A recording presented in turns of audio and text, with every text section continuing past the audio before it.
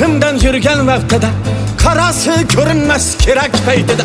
bir hükümet yazılgan alem saytıda yürgenlik emez büyürgenlik